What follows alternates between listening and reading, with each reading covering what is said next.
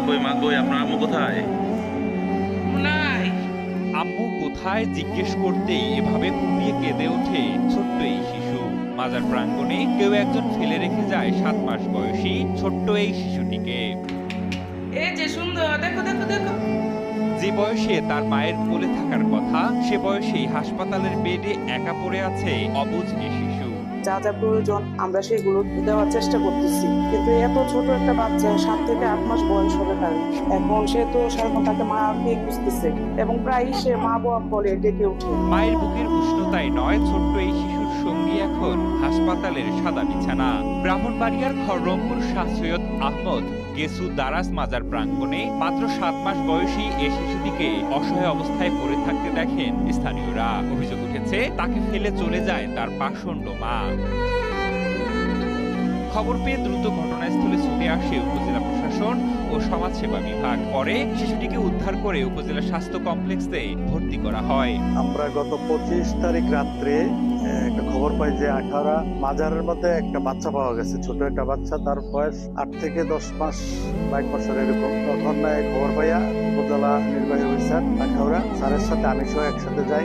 ওই বাচ্চাটা যে একটা মহিলা লালন পালন করতেছিল 2 দিন, তার সাথে আমরা কথা বলি এবং মাদার কমিটি সহ উপস্থিত ছিল। বাচ্চাটা আমরা আনাই দেখি যে বাচ্চাটা একটু অসুস্থ, এটা ছেলে বাচ্চা। বর্তমানে চিকিৎসকদের তত্ত্বাবধানে রয়েছে শিশুটি। হাসপাতালের নার্সরা জানাচ্ছেন ছোট্ট এই শিশু বারবার আশপাশে তাকিয়ে যেন কাউকে খুঁজে বেড়ায়। আর সেই দৃশ্য দেখে আবেগাপ্লুত হয়ে পড়েছেন অনেকেই। সোয়ান প্রপার্টিজ লিমিটেড তৈরি করছেন নিরাপদ স্বাচ্ছন্দ্যময় এক নতুন ঠিকানা। সোয়ান গ্রুপের একটি পণ্য। তো আমাদের ধারণা হইলো এই বাচ্চাটা তো কোনো ভবঘুরে হইতে পারে। মাজারও তো অনেক লোক আসে, হয়তো বা কোনো মহিলা বা অসুস্থ বা এরকম কিছু পাগল টাইপের মহিলা থাকে, তারা হয়তো বাচ্চাটা ফেলে গেছে। তো আরেক মহিলা এটার একটু লালন পালন করতেছে। তো বাচ্চাটারে এখন লিগেল গার্জিয়ান পাওয়ার জন্য আমরা বিভিন্ন মাধ্যমে খবর পৌঁছেছি এবং আমরা ফেসবুক পেজও দিয়েছি।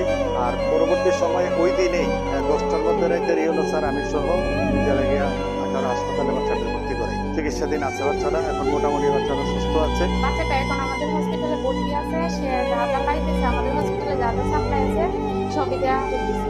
সে যতদিন ভর্তি থাকবে আমাদের হসপিটালে যতটুকু আছে যতটুকু সম্ভব সবটুকু দিয়ে আমরা সবাই চেষ্টা করতেছি যেন বাচ্চাটাকে তাড়াতাড়ি সুস্থ করা যায়। এদিকে ব্রাহ্মণবাড়িয়া আখাউড়া সমাজসেবা কর্মকর্তা নুরুল ইসলাম চৌধুরী জানান শিশুটিকে দত্তক নেয়ার আগ্রহ প্রকাশ করে ইতিমধ্যে অনেকেই যোগাযোগ করেছেন।